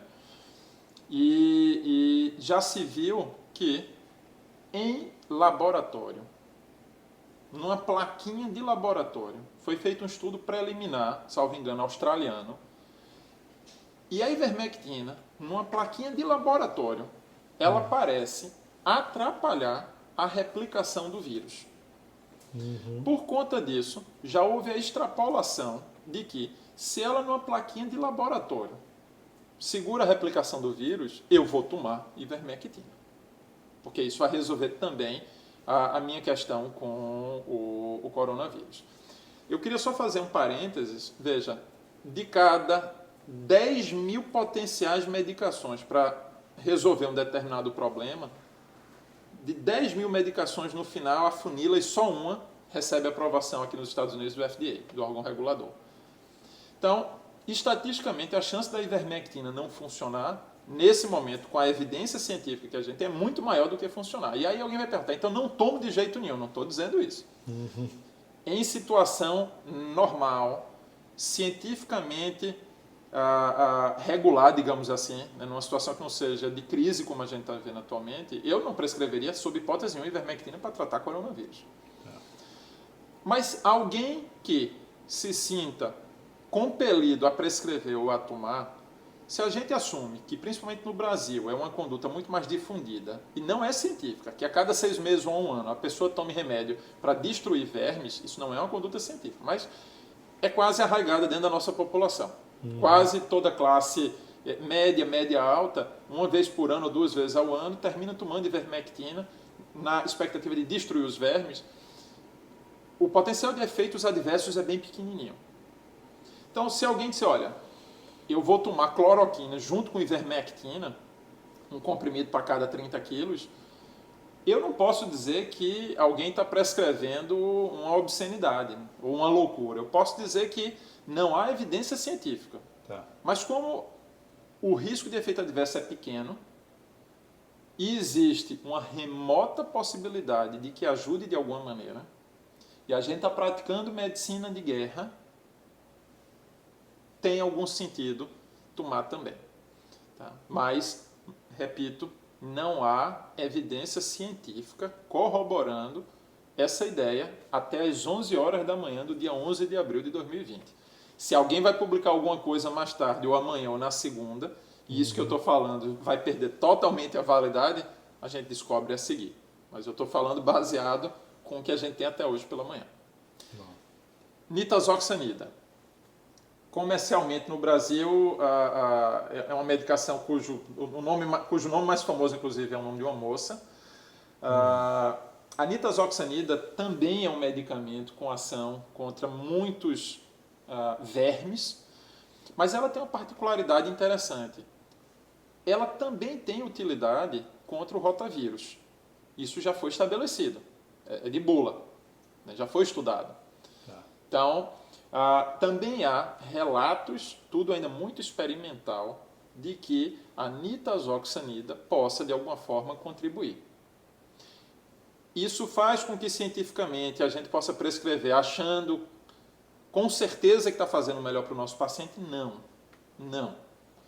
Mas, com base nesse critério de plausibilidade biológica, se eu encontro um colega prescrevendo nitazoxanida, para alguém que começou a ter sintomas mais significativos do coronavírus, eu não posso acusá-lo de maneira alguma, ou culpá-lo de prescrever algo completamente despropositado, porque não é.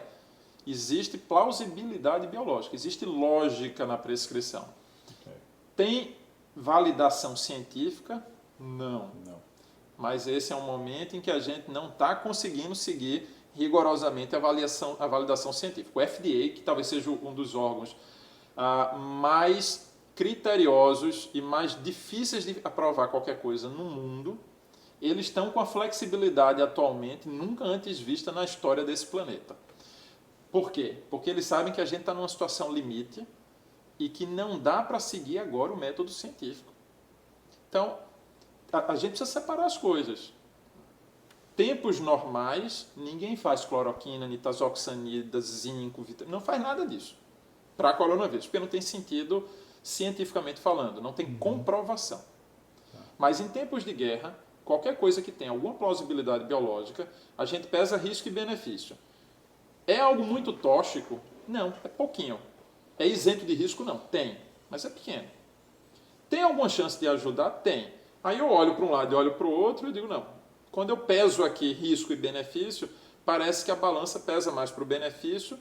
Eu vou discutir com o meu paciente, vou dizer a ele exatamente isso. Olha, o que eu estou te prescrevendo segue um rigor científico muito pequeno, não está validado, os riscos são esses, os benefícios são aqueles. Com base em tudo isso, você gostaria de tomar essa medicação?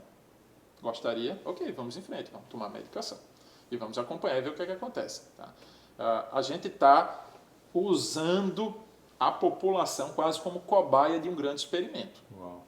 E todos nós, inclusive, nós dois aqui, poderemos, nos próximos dias, nos transformarmos em cobaia desse grande experimento também.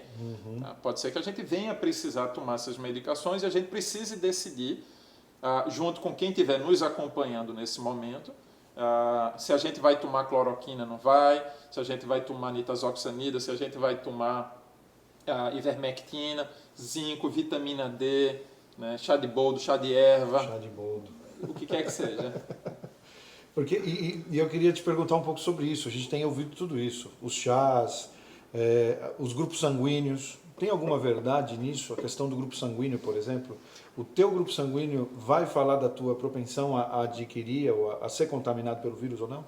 Eu diria que aí já seria uma extrapolação da extrapolação. Então, não seguiria por esse caminho. Primeiro porque a gente acreditar que, de alguma maneira, quem tem um determinado grupo sanguíneo, tem uma determinada bagagem genética que faz com que ela seja mais predisposta ou não, é um argumento muito de retórica e que a gente não vai, nem tão precocemente, encontrar qualquer sentido e muito menos qualquer validação científica. E no mais, ainda que a gente vá justificar que existe qualquer correlação entre um grupo sanguíneo e um grupo maior, e um risco maior ou menor de ter doença, não tem tantos grupos sanguíneos assim que a gente testa no dia a dia. Então, não dá para a gente separar em o meu grupo é O, isso me dá mais ou menos risco de ter. Isso não vai mudar nada na minha vida. Eu não vou ficar mais cauteloso ou menos cauteloso, porque tem outras coisas muito mais importantes do que o meu grupo sanguíneo. Né? Que aí vem a carga viral e outros fatores predisponentes. Então, eu prefiro focar a preocupação nessas coisas, porque senão a gente começa a divagar muito e entra num nível de angústia que não vai terminar nessas próximas semanas ainda. Bom, o tempo está passando muito rápido nessa live. De novo, a gente... Então, eu quero falar sobre um último assunto aqui antes da gente finalizar. Se a gente puder voltar a repetir um evento como esse, depois a gente conversa sobre isso e tal. Principalmente porque as coisas, como você mesmo disse, estão mudando muito rapidamente, né? Então, eu queria falar um pouquinho sobre o pico, né? Você já falou da previsão de que esse pico aconteça aqui e algumas informações que você tenha no Brasil também. Estrutura, nós estamos preparados para isso? Qual seria o cenário que nós veríamos diante dessa situação, desse pico de contaminação? Bom, falando de Brasil, a gente tem um problema gravíssimo no Brasil, que vem junto com o problema do coronavírus, que é o problema de um sistema de saúde público já, eu diria, pré-colapsado. Okay. Algumas pessoas alegam que, quando a gente vai ver os números, os leitos de UTI no Brasil proporcionalmente ao tamanho da nossa população, são comparáveis a algumas potências de primeiro mundo, e que a gente estaria aí entre os 5 a 10 países do mundo com mais leitos de UTI comparado versus população. Né? X leitos por cada 1.000 habitantes. Então, os nossos números seriam entre os 10 melhores do mundo. Tá. Primeira questão. A maior parte da nossa população, ela é uma população que usa o SUS. E uma pequena parte usa o sistema privado. A imensa maioria dos leitos está no sistema privado e não no SUS. Então, começa a primeira complicação de interpretação. Segundo, os leitos do SUS, eles já são pré-colapsados. Conseguir uma vaga de UTI no SUS em tempos normais já não é muito fácil. Então, quando o coronavírus chegou, ele não conseguiu informar aos AVCs, aos infartos, e algumas outras doenças que nos afligem no dia a dia, que essas doenças deveriam dar uma folga, dar uma trégua e dar um descanso. Para não dizer que ninguém deu descanso, trauma deu um descanso. Os níveis de internações por trauma caíram drasticamente porque as pessoas estão menos expostas, então tem menos trauma. Claro, isso de alguma maneira liberou leitos, liberou, ótimo, perfeito, muito menos gente precisando de UTI por trauma, isso é excelente, muito mais leitos vagos para pessoas que precisam ocupá-los. Mas isso não é o suficiente ainda para que todo o contingente de população que usa o SUS e vai precisar de uma UTI consiga esse leito de UTI. Já há uma expectativa de que o sistema privado também vai ser usado e requisitado pelo governo para que complemente o sistema público. Mas o problema é que o sistema privado também já está começando a ficar no limite. E aí eu estou falando de São Paulo principalmente, eu tenho mais conhecimento do que está acontecendo em São Paulo. E São Paulo e Rio é que estão mais na frente do que os outros locais, né? Eles foram muito mais contaminados antes dos outros. Então, São Paulo, mesmo o sistema privado, já começa a entrar numa fase que nos próximos 8 ou 10 dias vai colapsar. O sistema público também, mas estão abrindo novos leitos, ok. Mas é improvável que se consiga abrir novos leitos, recursos humanos, material necessário, bombas de infusão, material para manter a pessoa sedada, enfim, no tempo que se espera. Há uma chance grande de que muitos desses leitos sejam simplesmente uma cama ocupando um espaço físico, mas que não se tenha a estrutura e o pessoal para dar o atendimento e o acompanhamento necessário. Então, há uma preocupação muito grande nesse sentido. São Paulo, dentro do Brasil, e o Rio talvez sejam os que estão mais próximos do pico, mas existe algo gravíssimo que a gente tem que esperar para entender o que vai acontecer. É como vai ser a disseminação nas comunidades mais pobres, nas favelas. A doença começou no Einstein e no Sírio. Ela começou na classe A e AA. Ela foi descendo para as classes mais baixas e está começando por lá. Como é que alguém que mora num barraco com 6, 8, 10, 15 metros quadrados, 10 pessoas, 8 pessoas morando dentro, eles vão quarentenar como? Se fica todo mundo dentro de casa ao mesmo tempo, é difícil conviver. É difícil respirar, é difícil fazer as coisas. As pessoas têm que entra, sai. Então essas pessoas elas precisam interagir, elas terminam interagindo porque elas não aguentam. Na hora que começa a contaminar essas comunidades, se elas não estão quarentenando, e muitas vezes não é necessariamente culpa delas, é uma situação social. Na hora que isso disseminar e vier um grande contingente de pessoas doentes, precisando de hospital ao mesmo tempo, para onde essas pessoas vão? Essas pessoas vão começar a ficar acumuladas dentro das urgências, ocupando corredores, indo para enfermarias, pessoas que deveriam estar dentro de UTI, pessoas que precisariam ter um respirador, não vai ter respirador disponível, não vai ter pessoal para dar suporte. Então, São Paulo é o que está mais perto do pico, mas ainda não chegou lá. Tá. E a gente tem que considerar que tem o pico dentro das favelas que a gente ainda não sabe quando é que ele vai acontecer. Só depois disso a gente vai ter uma situação real. As pessoas acham que está ainda morrendo pouca gente no Brasil. Primeiro que existe um contingente de pessoas que já estão falecidas e que foram testadas e que leva 7, 10 dias para um teste sair e retrospectivamente dizer que aquela pessoa faleceu relacionada ao coronavírus. Tem pessoas que não estão nem conseguindo receber teste porque não tem para todo mundo. A pessoa falece e assume-se às vezes que foi coronavírus e outras vezes não, mas sem ser testada aquela pessoa. Tá. Então, todos esses complicadores fazem com que não dê para interpretar uma curva no Brasil como a gente interpreta, por exemplo, uma curva na Escandinávia, aqui nos Estados Unidos ou em alguns outros locais em que o nível de testagem é completamente diferente e muitas vezes até um pouco da transparência da informação. A gente sabe que dentro do possível os gestores estão buscando ser transparentes, mas nem sempre a gente pode ter total certeza de que há 100% de transparência na saída dos números. Em alguns lugares, ou eu diria que em vários lugares ou na maioria, se busca ser transparente, mas de qualquer forma os números estão chegando com muito retardo ainda. Então, não dá para dizer em cada estado do Brasil onde vai ser o pico, mas muito provavelmente São Paulo e Rio devem atingir picos antes dos outros estados. Aqui nos Estados Unidos está muito claro que é Nova York e New Jersey que lideram todas as estatísticas. A curva logarítmica deles começa a chegar no pico para fazer a curva. Então a expectativa é que eles comecem nas próximas semanas a entrar na fase de uma curva mais branda e vão começar a pensar na estratégia daqui a algumas semanas de retorno gradual à normalidade. Mas como eu comentei mais no início, o meu hospital, por exemplo, aqui dentro de Orlando, ele está todo preparado para o pico no final de abril ou início de maio. Então ele espera que daqui a 3 semanas a gente atinja o pico e depois comece a entrar na segunda fase da curva para depois descobrir também como é que volta a vida normal. O governador de Nova York hoje anunciou que o ano letivo, e aí só lembrando para quem está nos assistindo, o ano letivo aqui ele começa nas escolas em agosto e vai até junho. Né? Então o ano letivo ele deveria terminar agora no mês de junho. Isso. E o governador de Nova York já anunciou hoje pela manhã que o ano letivo está formalmente terminado. Os jovens dentro dos seus colégios eles vão estudar online até o final de junho ou meados de junho e tudo voltando à normalidade em agosto. Em agosto recomeça o novo ano letivo. Aqui na Flórida ainda não houve esse tipo de anúncio, mas eu diria que não há nenhuma dúvida de que isso vai acontecer. Nova York está na nossa frente.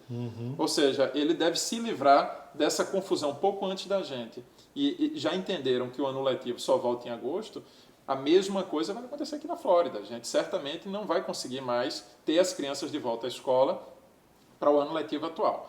O Brasil me preocupa muito mais.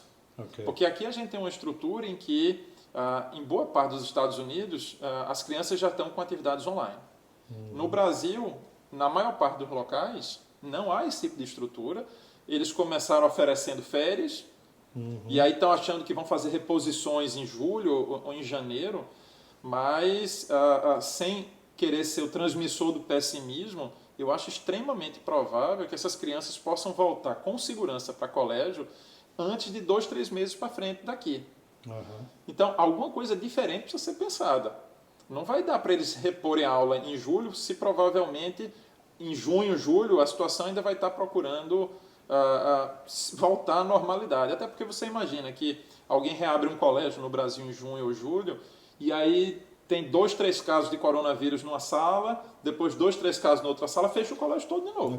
E aí é mais complicado, porque em vez de você fechar a estrutura de todos os colégios ao mesmo tempo, e aí você tem todo mundo com um problema para resolver junto, e você pode resolver um problema para todo mundo junto, você começa a ter o colégio A e B fecharam, mas o C, D, E e F eles continuam. E aí você começa a ter descontinuidades. Isso para você repor depois e recuperar é uma loucura. Então por isso que aqui a decisão ela é uma decisão geral. Nova York resolveu. Então o estado de Nova York, agosto recomeça o novo ano letivo, esse ano letivo está resolvido. O Brasil vai precisar começar a pensar seriamente nisso. Como é que vai fazer com os estudantes, porque no curto prazo não vão voltar e você não pode reabrir uma escola numa situação ainda epidêmica, correndo o risco de abrir, passar uma semana de aula 10 dias e depois ter que fechar de novo. É uma situação não muito responsável. Então, sem querer ser o transmissor do pessimismo, mas eu acho que se a gente tiver gestores de colégios, enfim, pessoas que trabalham com a educação no Brasil nos assistindo e preocupados com essa questão da curva, eu sugiro que se antecipem, busquem estratégias alternativas para que essas crianças voltem ao estudo, se houver a possibilidade, num modelo online ou qualquer outro modelo que venha a ser bolado e que possa potencialmente funcionar, para que não haja o comprometimento total do ano letivo a ponto de você não conseguir nem tentando emendar um ano letivo no outro dar conta, que existe essa possibilidade também. É verdade. Daniel, algumas pessoas estão pedindo aqui para a gente uma atualização da situação em Recife. Bom, Recife, eu diria Pernambuco, né? Nesse momento, a gente está a algumas semanas de São Paulo. Uhum. Pernambuco basicamente só está testando os casos internados, os casos mais graves. Infelizmente, só quem consegue testagem fora desse grupo é quem tem uma condição financeira suficiente para ir buscar um teste na clínica privada, pagar por um teste e esperar o seu resultado. Mas as pessoas que estão usando o serviço público de saúde, e a maior parte das pessoas que vão aos hospitais privados, elas só são testadas nos casos mais sérios, nos casos que exigem internação. O que é que isso faz? Subnotificação. Então, os números do Recife, os números de Pernambuco e os números do Brasil como um todo, eles não correspondem à realidade. O número de pessoas infectadas é pelo menos umas 10 vezes maior do que os números que a gente tem visto no momento, por conta da subtestagem, e isso faz com que, se eu não testo, eu não confirmo, eu não notifico, não vai para a estatística oficial. Esse é um problema que não consigo vislumbrar no curto prazo isso mudando, porque não vi nenhuma expectativa de que vai chegar testagem em massa para as nossas populações do Brasil. Ok. Bom, então foi isso. A gente está chegando novamente no limite da transmissão. A gente acredita que conseguiu alcançar esse objetivo que a gente tinha, né, Daniel, de trazer um pouco de luz para toda essa situação. Muita gente comentando aqui, pedindo um boletim semanal. A gente vai conversar sobre isso. A gente pode fazer um boletim semanal só com atualizações realmente do que está mudando. Novas dúvidas que tenham surgido, o que é que saiu de evidência científica ao longo da semana, a gente está mudando o tratamento ou não está, a gente pode, sem dúvida, encontrar talvez daqui a uma semana e seguir com esse bate-papo. Tá bom. Hoje à noite, no nosso canal do YouTube, no youtube.com/VidaChurch, vocês vão ter essa entrevista na íntegra, tá? A gente tem ela toda gravada, nós vamos subir essa entrevista, vamos divulgar nos demais canais, o Daniel vai divulgar também no Facebook dele. Então a nossa intenção é essa, tá podendo ajudar, podendo trazer informação nesse nível, como o Daniel acabou de trazer aqui pra gente. Outra coisa, com relação a futuras participações dele, você pode seguir, nosso canal de informação é aqui através do nosso Instagram, no vidachurch.life, e nós vamos manter todos vocês atualizados com relação a isso. Daniel, quer se despedir do pessoal? Bom, todos que estão nos ouvindo, amigos, família, pacientes, ex-pacientes, futuros amigos, enfim, a todos vocês que estão aí nos ouvindo, continuem quarentenados, continuem atentos ao que vem chegando de informação, tentem separar o que é informação de qualidade e o que não é informação de qualidade, tenham a ciência de que as coisas ainda vão levar algumas semanas bem atrapalhadas até que a gente comece a vislumbrar um cenário mais favorável. Mas não há nenhuma razão para a gente não acreditar na chegada de um cenário favorável mais à frente. Ele vai chegar, infelizmente a gente não sabe ainda precisar quando, a gente só sabe que deve chegar primeiro para quem foi mais atingido primeiro. A gente estando aqui na próxima semana, dá uma atualização então do que é que está acontecendo. Vamos tentar trazer o máximo de informações, inclusive tranquilizadoras, para a gente não só trazer informações preocupantes. Então, uma boa tarde a todos vocês. É isso aí. Deus abençoe a todos.